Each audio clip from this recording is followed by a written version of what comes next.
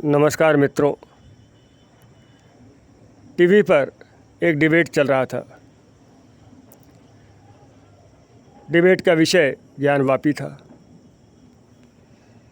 तो एक इस्लामिक विद्वान थे, जब ज्ञानवापी के मुद्दे पे अटकने लगे, कोई जवाब उनसे देते नहीं बना, तो उन्होंने प्रत्याक्रमण करते हुए ये कहना शुरू कर दिया, बताओ बताओ तुम लोगों ने जो है बौद्धों के पूजा स्थलों को क्यों तोड़ा, बौद्धों को क्यों मारा। मैं देख रहा था डिबेट। मैंने सोचा देखते हैं क्या उत्तर ये लोग देते हैं। मैं बड़ा आश्चर्यचकित हुआ और दुखी भी हुआ कि न तो एंकर ने और न ही हिंदुओं का पक्ष रख रहे विद्वान ने इसका कोई उत्तर देने का प्रयास किया। दूसरी बातें तो वे किए, दूसरे प्रश्न भी उठाए, लेकिन इसका स्पष्ट उत्तर देने का उन्होंने कोई प्रयास नहीं किया। उसी समय मेरे मन में आया इस पर एक वीडियो बनाना चाहिए। तो मित्रों, इस पे बात करेंगे, लेकिन उसके पहले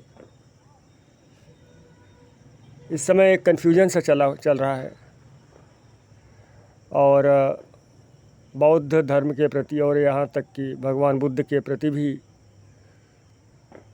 लोग बड़े भ्रमित से दिख रहे हैं मुझे। ये बात सही है कि कुछ नव बौद्ध हिंदू धर्म के बारे में ऐसी बातें बोल रहे हैं जो उन्हें नहीं बोलनी चाहिए, क्योंकि वे नहीं जानते। लेकिन इसका ये भी मतलब नहीं कि बुद्ध को कुछ कहा जाए। समस्या ये है कि बुद्ध को लोग नहीं जानते। बुद्ध भगवान राम के पुत्र लव के अवतार थे। लव का पुनर्जन्म बुद्ध के रूप में हुआ था, और जो कुश थे वो महावीर के रूप में जन्मे थे। तो बुद्ध सामान्य तो थे नहीं, अवतारी थे। आप इस बात को अच्छी तरह समझ लीजिए। और दूसरी बात ये है कि उन्होंने, जैसा कि कुछ लोग भ्रमित होकर के सोचते हैं कि सनातन विरोधी थे, ऐसा बिल्कुल नहीं था। ऐसा बिल्कुल नहीं था। वे पूरी तरह से सनातन की परंपरा में थे।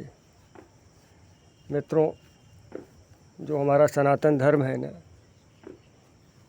ये बहती नदी की तरह है, जिसमें कभी भी गंदगी जमा नहीं होती। थोड़ी थोड़ी दूर पर बहती हुई नदी अपनी गंदगी को साफ़ करती रहती है। इसी तरह से सनातन में भी कभी गंदगी नहीं जमा हो पाती। इसमें हमेशा जो है स्वच्छ होने की एक ऑटोमेटिक प्रणाली है, और उसी ऑटोमेटिक प्रणाली में समय समय पर कोई न कोई अवतार, कोई न कोई महापुरुष आते हैं, और जब धर्म में कोई समस्या हो जाती है धीरे धीरे कुछ समय के बाद, तो उसको ठीक करते हैं। भगवान बुद्ध के समय तक क्या हुआ था कि जो सनातन था, देखिए धर्म के दो रूप होते हैं, एक बाहरी रूप, एक भीतरी रूप। बाहरी स्वरूप को आप कर्मकांडी स्वरूप कह सकते हैं, जो धर्म का कर्मकांडी हिस्सा होता है, और जो भीतर का स्वरूप होता है वो अध्यात्म होता है। तो हुआ क्या था कि भगवान बुद्ध के समय तक जो कर्मकांडी स्वरूप था धर्म का, वो बहुत ज़्यादा बढ़ गया था, और आंतरिक स्वरूप थोड़ा सा दब गया था। तो उन्होंने इस बैलेंस को ठीक किया, और कुछ विशेष नहीं किया भगवान बुद्ध ने। न ही उन्होंने कोई नया धर्म चलाया। मैं आपको ये भी बता दूं, कोई नया धर्म नहीं चलाया उन्होंने। इसका प्रमाण में है मेरे पास। आप देखिए तो उन्होंने जो आप कह सकते जो उनके उपदेश थे, जो उन्होंने धर्म चलाया, जिसको उनका धर्म कहा जाता है, हालांकि कोई अलग धर्म नहीं था। हमारे यहाँ धर्म एक ही होता है। धर्म मतलब धर्म, उसमें नामकरण नहीं होता। उसमें नामकरण नहीं होता है जैसे कि इस्लाम या क्रिश्चियनिटी कहते, वैसा नामकरण नहीं होता। उन्होंने कोई नया धर्म नहीं चलाया था। अगर आप जो त्रिरत्न है बौद्ध धर्म के, तो उसमें यह है कि बुद्धम शरणम गच्छामि, धम्मम शरणम गच्छामि, संघम शरणम गच्छामि। तो जो दूसरा वाला है, बीच वाला मंत्र, बुद्धम शरणम गच्छामि क्या है, धम्मम शरणम गच्छामि। तो धम्मम शरणम गच्छामि क्या है? धम्म की शरण में जाता हूँ। धम्म माने क्या है? धम्म कुछ और थोड़ी है। धम्म जो है धर्म का ही पाली रूप है। संस्कृत में जो धर्म है वही पाली भाषा में धम्म बन गया। तो उन्होंने केवल धम्म कहा, कोई नया धर्म का नाम, उसका नामकरण नहीं किया था। बुद्ध ने उस धर्म का कोई नामकरण नहीं किया था। उन्होंने सिर्फ ये कहा था धर्म की शरण में जाता हूँ। तो उन्होंने कोई नया धर्म चलाया था। वो तो हुआ क्या कि बाद में बड़े ही योजनाबद्ध तरीके से कुछ लोगों ने इसको हिंदू धर्म से अलग करने के लिए ऐसा बोल दिया। जैसे नानक देव थे, उन्होंने भी कोई नया धर्म नहीं चलाया था। उनके जो शिष्य थे, वो शिष्य शब्द ही जो है पंजाबी में बिगड़ के सिख बन गया था, तो वो फिर उसी से सिख धर्म हो गया। तो इन लोगों ने उसको अलग किया, नहीं तो वो भी वही था। तो ये कोई नया धर्म नहीं था। न महावीर स्वामी का धर्म नया था, न गौतम बुद्ध का धर्म नया था, न ही नानक देव का धर्म कोई नया था। ये जो धर्म की एक अजस्त्र धारा एक जो चली आ रही थी, वो उसी धारा की ही एक शाखाएं थी। तो ये कुछ अलग नहीं था। कुछ लोग कहते हैं, जैसे भगवान बुद्ध को कहते हैं कि वे अनीश्वरवादी थे, ईश्वर को नहीं मानते थे, अनात्मवादी थे, मन आत्मा को नहीं मानते थे, ब्राह्मण विरोधी थे। ये बातें भी गलत है, नहीं थे वे अनीश्वरवादी। हाँ, हुआ क्या था कि उन्होंने लोगों को भ्रांति से बचाने के लिए ये अवश्य कहा था कि अभी आप ईश्वर की बात मत करो, अभी आत्मा की बात मत करो। कुछ प्रश्न ऐसे थे जिनके उत्तर देने से उन्होंने मना कर दिया। अव्यक्तानि प्रश्नानि उनको कहते हैं, अव्यक्त प्रश्न है। जैसे उनसे पूछा गया कि क्या आत्मा है, क्या आत्मा नहीं है, क्या आत्मा है भी नहीं भी, तो उन्होंने कहा नहीं। इसका उत्तर, कुछ प्रश्न ऐसे थे, उन्होंने ये कहीं नहीं कहा कि आत्मा नहीं है। उन्होंने कहा आत्मा है कि नहीं है इसके बारे में मत पूछो, ईश्वर है कि नहीं है इसके बारे में मत पूछो।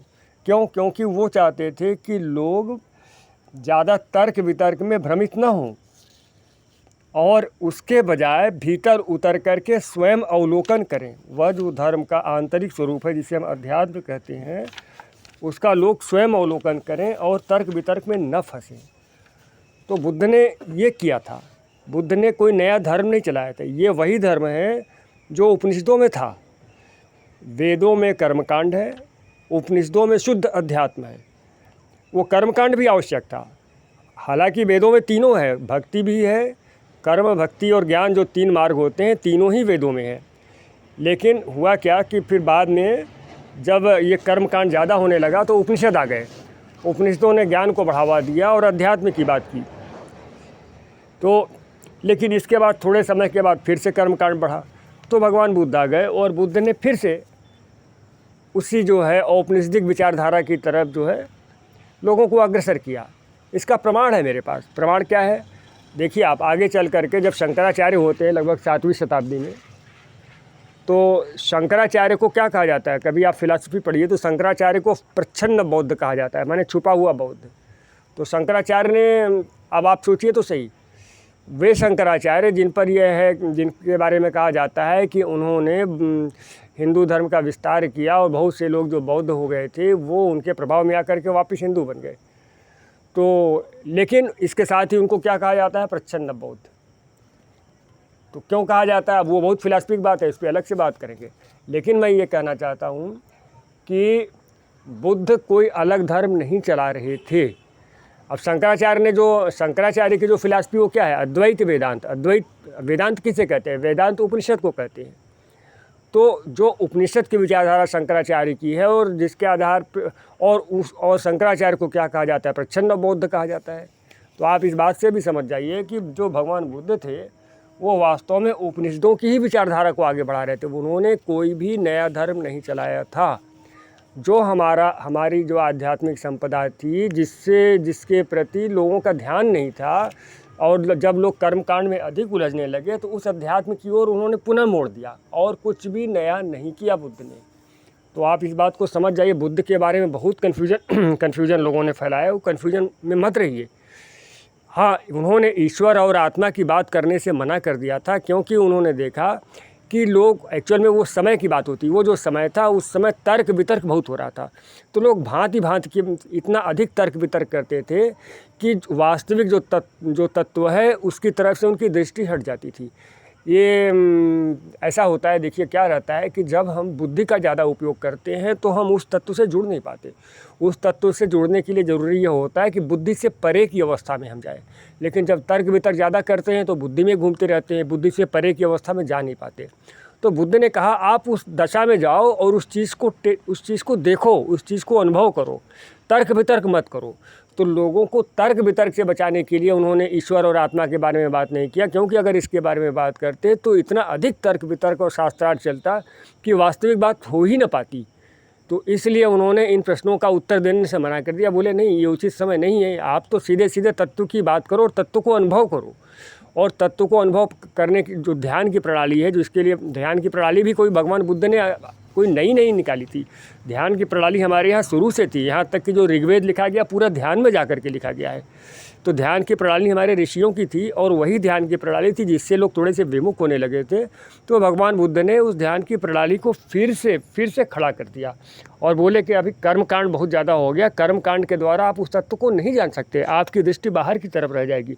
तो लोगों की दृष्टि भीतर की तरफ मोड़ने के लिए उन्होंने ऐसा किया। और जो उन पर आरोप लगाया जाता है ब्राह्मण विरोधी होने का, वो आरोप भी बिल्कुल गलत है। और उन्होंने ये अवश्य कहा कि ब्राह्मण जन्म से नहीं होता, ब्राह्मण कर्म से होता है। और ये है भी, हमारी जो परंपरा है वो जन्मना नहीं थी, कर्मणा थी। वो बाद में आकर के आगे चल कर के रिजिड हो गई और कर्मणा हो गई। लेकिन वास्तविक जो परंपरा थी वो यही थी, जो वर्ण व्यवस्था थी। वर्ण का मतलब क्या होता है? वर्ण का मतलब होता है किसकी प्रवृत्ति क्या है ना। वर्ण माने रंग होता है किसका, तो किसकी क्या प्रवृत्ति है। तो जिसकी जो प्रवृत्ति होती थी वो उसका वर्ण होता था। तो जो ब्रह्म को खोजता था वो ब्राह्मण होता था, जो ब्रह्म को पा जाता था वो ब्राह्मण हो जाता था। तो लेकिन भगवान बुद्ध के समय तक क्या हुआ था कि ये वर्ण व्यवस्था कठोर हो गई थी। जो भी ब्राह्मण के घर में जन्म लिए वो सब ब्राह्मण थे, जबकि उनका ब्रह्म से कोई रिश्ता नहीं था। ब्रह्म को न तो जानते थे, न ब्रह्म में उनका कोई इंटरेस्ट था। इस बात पे उन्होंने ज़रूर कहा था कि देखो ऐसा है कि ऐसे हर कोई ब्राह्मण नहीं होता। ब्राह्मण वो होता है जो ब्रह्म को जानता है। और इसके बाद उन्होंने यहाँ ये भी कहा था कि हाँ मैं ब्राह्मण हूँ। बोले कि कि ब्राह्मण तो मैं हूँ। भगवान बुद्ध ने कहा ये जो कहते हैं ना कि जन्म से मैं ब्राह्मण हूँ, तो उसके लिए उन्होंने मना किया। तो उनका जन्म से कोई ब्राह्मण नहीं होता है। और अपने लिए उन्होंने कहा ब्राह्मण तो मैं हूँ। क्योंकि वो ब्रह्म को जानते थे। तो इसलिए आप भगवान बुद्ध को समझने में गलती ना करें। और कुछ लोग क्या हो रहा है कि जब नव बौद्ध रिएक्ट करते हैं तो काउंटर रिएक्शन में कुछ लोग फिर बौद्ध धर्म के बारे में या बौद्ध धर्म के बारे में नहीं, भगवान बुद्ध के बारे में कुछ कहते हैं। तो वो ठीक बात नहीं है। आप बुद्ध को समझिए। भगवान बुद्ध जो है भगवान श्री राम की वंश परंपरा में थे। अगर आप उनकी वंशावली देखेंगे तो पूरी वंशावली है और श्री राम की वंश परंपरा में थे। उनके पूर्वज भगवान राम थे और स्वयं जो है भगवान राम के जो पुत्र लव थे वो स्वयं उन्होंने बुद्ध के रूप में उतार लिया है। तो आप बिल्कुल कंफ्यूज ना हो। भगवान बुद्ध न तो सनातन से पृथक थे, न ही भारतीय संस्कृति से पृथक थे। ये क्या हुआ कि बाद में इन लोगों ने ये सब किया है और गलत तरीके से बुद्ध की व्याख्या की है। अब आते हैं मौलाना जी के प्रश्न पर, जो उन्होंने जो कहा कि बौद्ध पूजा स्थलों को क्यों तोड़ा और बौद्धों को क्यों मारा। तो मौलाना जी, पहली बात तो आप ये जान लीजिए कि भगवान बुद्ध भारत में हुए थे, इसलिए भगवान बुद्ध सफल हो पाए। अगर कहीं इस्लामिक कंट्री में होते ना तो उनका जो है ना सर तन से जुदा वाली बात हो जाती। आप देख लीजिए अनहलज जो कहे थे ना, वो क्या नाम था, मंसूर अल हल्लाज, उनका क्या हाल हुआ था। तो वहाँ तो कोई अलग बात बोल ही नहीं सकता, वहाँ तो कोई रिफॉर्म करने का प्रयास कर ही नहीं सकता। भगवान बुद्ध ने कुछ विशेष तो किया नहीं था, रिफॉर्म किया था थोड़ा सा, लेकिन वो उस रिफॉर्म को सहयोग मिला, समर्थन मिला। भगवान बुद्ध को बढ़ाने वाले कौन थे? तमाम भारतीय राजा। बिंबिसार कौन थे? अजातशत्रु कौन थे? और कौशल नरेश प्रसेनजीत कौन थे? तो इन सब लोगों ने भगवान बुद्ध को सपोर्ट किया। बहुत सारे राजाओं ने भगवान बुद्ध को सपोर्ट किया। बड़े बड़े जो धनी सेठ थे जिनको श्रेष्ठी कहा जाता है, उन्होंने सपोर्ट किया। तो आम जनता ने उनको सपोर्ट किया, भारत की जनता ने सपोर्ट किया, भारत के राजाओं ने उनको सपोर्ट किया।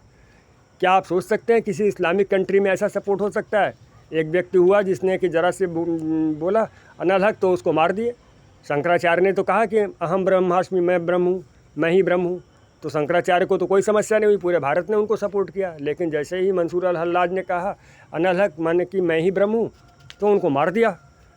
तो इसलिए मैं कहना चाहता हूँ मौलाना जी, पहली बात तो आप ये सुन लीजिए कि भगवान बुद्ध जो है भारत में हुए थे, इसलिए बौद्ध धर्म फैला और भगवान बुद्ध को सपोर्ट मिला। अब सपोर्ट की बात यह है तो तमाम जो है हिंदू राजाओं ने और तमाम जो है श्रेष्ठी वर्ग ने और पूरी जनता ने उनको सहयोग किया और उनको संघ बनाने में, उनके प्रचार प्रसार में पूरा का पूरा योगदान दिया। अब रही बात ये कि जो है पुष्यमित्र शुंग ने जो है बृहद्रथ की हत्या, ये आरोप लगाया जाता है बृहद्रथ की हत्या करके जो है नए वंश की स्थापना की और बौद्ध धर्म के साथ ऐसा किया। तो आप ये समझ लीजिए वो बौद्ध धर्म के प्रति विरोध नहीं था, विरोध ये था कि जो मौर्य शासक थे अशोक के बाद वो दिन पे दिन ऐसे होते जा रहे थे, विदेशी आक्रमण होते जा रहे थे। यवन जो है, जिसको कि ग्रीक्स कहा जाता है, इंडो ग्रीक्स उस समय थे, तो इंडो ग्रीक्स के भारत पे हमले हो रहे थे और जो ये अशोक के उत्तराधिकारी थे ये पूरी तरह से निष्क्रिय हो गए थे। तो देश को बचाने के लिए आवश्यक था वो, अब देश को तो क्या करते बृहद्रथ क्या करते, ऐसे जो है ऐसे राजाओं को शासन करने देते जो देश की रक्षा नहीं कर रहे हैं, जो पूरी तरह से उदासीन और निष्क्रिय हो गए। वही होता है ना अतिवाद। तो जब कर्मकांड की अति हो गई तो भगवान बुद्ध आए, लेकिन जब बुद्ध की शिक्षाओं को जो है गलत तरीके से लोगों ने लिया और इसके बाद अत्यंत निष्क्रियता और अहिंसा के सिद्धांत को उस लेवल तक ले गए और निष्क्रियता को उस लेवल पर ले गए, संन्यास को उस लेवल पर ले गए कि अपने कर्तव्यों की उपेक्षा करने लगे, राजा अपने कर्तव्य की उपेक्षा करने लगे। तो जब पुष्यमित्र शुंग ने ये देखा कि ये हो क्या रहा, इस तरह से देश कैसे चलेगा, तब उन्होंने बृहद्रथ की हत्या की। और बृहद्रथ की हत्या में आप देखिए सैनिक परेड के समय हुई थी, पूरा सेना का सपोर्ट था। इसका मतलब ये कि सेना भी क्षुब्ध थी अपने राजा से कि राजा ये कर क्या रहे हैं, इस तरह से कैसे राज्य बचेगा, विदेशी हमले हो रहे हैं, लगातार हो रहे हैं और राजा जो है अहिंसा की माला जप रहे हैं, तो ऐसे तो काम चलेगा नहीं। तो इसलिए वो राष्ट्र रक्षा के लिए था, उसका बौद्ध धर्म से कोई मतलब नहीं। पहली बात आप ये समझ लीजिए बहुत अच्छी तरह से। अब हम मौलाना जी से प्रश्न करते हैं, जो कह रहे थे ना, बताओ कि बौद्ध स्थलों को क्यों तोड़ा, बौद्धों को क्यों मारा। तो मौलाना जी आप ये बताएंगे कि जब सिंध पर मोहम्मद बिन कासिम का आक्रमण हुआ था तो सिंध में कितने बौद्ध थे, बहुत बड़ी संख्या में बौद्ध थे, बहुत ही बड़ी संख्या में बौद्ध थे। लेकिन मोहम्मद बिन कासिम ने क्या किया आपको मालूम है, मैंने इस पर एक वीडियो बनाया था एक बार, किस तरह से उनकी औरतें उठाई, किस तरह से उनका कत्लेआम किया और बौद्धों ने उनको समर्थन किया था।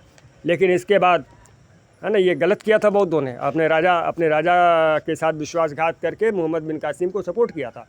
और बदले में दाहिर की हत्या के बाद मोहम्मद बिन कासिम ने उन बौद्धों की भी ऐसी की तैसी करी, उनको थोक में मारा, उनकी औरतें उठाई, थोक में औरतें उठाई। तो मौलाना जी पहली बात आप ये, और मौलाना जी अगर आपको ये नहीं पता होगा तो मैं आपसे अलग से भी बात कर सकता हूँ। सिंध में बहुत बड़ी संख्या में उन्होंने जो है मोहम्मद बिन कासिम ने जो है बौद्धों को मारा है और उनकी स्त्रियाँ उठाई। और कहाँ नहीं उठाई हैं आप देख लीजिए, पूरा जो है इस्लामिक इन्वेजन जितना भी हुआ है कहाँ पे नहीं हुआ, कहाँ पे लूटपाट नहीं हुई, कहाँ पे स्त्रियाँ नहीं उठाई गई, किसकी औरतें छोड़ी इन्होंने, किसकी औरतें छोड़ी हैं। तो जो प्रश्न कर रहे हैं, अफ़गानिस्तान में क्या था, अफ़गानिस्तान में कितने बौद्ध थे, वो कहाँ है वो बौद्ध पूरे के आज कहाँ है। अफ़गानिस्तान में हिंदू थे, बौद्ध थे, सिख थे, वो सब के सब कहाँ चले गए। सिख तो खैर बाद में हुए, उस समय तो बौद्ध और हिंदू थे। तो जब अफ़गानिस्तान में इस्लाम आया तो उनका क्या हाल हो गया। मध्य एशिया में पूरे के पूरे बौद्ध भरे हुए थे, उनका क्या हाल हो गया। तो मौलाना जी आपको इतिहास बताना अब ज़रूरी हो गया है, क्योंकि जब आप आरोप लगाए हैं तो आप सुनिए।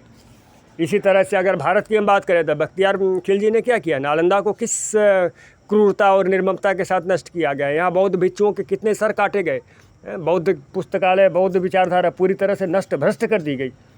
तो मौलाना जी आपको पूरा का पूरा पहले तो इतिहास को तोड़ मरोड़ करके न प्रस्तुत करिए, पहले अपने गिरेबान में झाँकिए और इसके बाद बात कीजिए। तो ठीक है मित्रों, बहुत लंबी बात नहीं करेंगे। प्रश्न यही मैं फिर से रख रहा हूँ, मौलाना जी अपने हृदय पर हाथ रख के सत्यनिष्ठा से उत्तर दीजिएगा, ईमानदारी से मैं नहीं कहूँगा, सत्यनिष्ठा से उत्तर दीजिएगा, अपने हृदय पर हाथ रख के सत्यनिष्ठा से उत्तर दीजिएगा कि अगर बुद्ध किसी इस्लामिक देश में होते तो उनका क्या हाल होता, क्या वे अपने धर्म का इस तरह से प्रचार प्रसार कर सकते थे, क्या कोई इस्लामिक राजा उनको इस तरह से सपोर्ट करता, क्या वहाँ की जनता को सपोर्ट करने दिया जाता, क्या हाल होता उनका, क्या वे अपना धर्म वहाँ स्थापित कर सकते थे, या तो अपना धर्म न हो, रिफॉर्म मूवमेंट की बात मैं कहता हूँ। मंसूर अल-हल्लाज ने क्या किया था, कोई नया धर्म थोड़ी स्थापित किया था, रिफॉर्म मूवमेंट था, मार दिया आप लोगों ने उनको। आप लोगों ने, मेरा मतलब है कि जिनने मारा, मौलाना आपने नहीं मारा है, मेरा मतलब ये है कि एक विचारधारा की मैं बात कर रहा हूँ। तो जिस विचारधारा ने उनको मार दिया तो आप क्या समझते हैं कि तो इसलिए कोई भी प्रश्न उठाने के पहले आप देखिए पहले। और भारत तो बहुत ही अच्छा देश रहा है जहाँ पे जो भी धर्म आए फले फूले, कि कोई किसी भी तरह की असहिष्णुता नहीं थी। असहिष्णुता से हमारा परिचय तो तब हुआ जब इस्लाम आया, उसके पहले तक कोई समस्या नहीं थी भारत में। तो ठीक है मित्रों, फिर मिलते हैं, नमस्कार।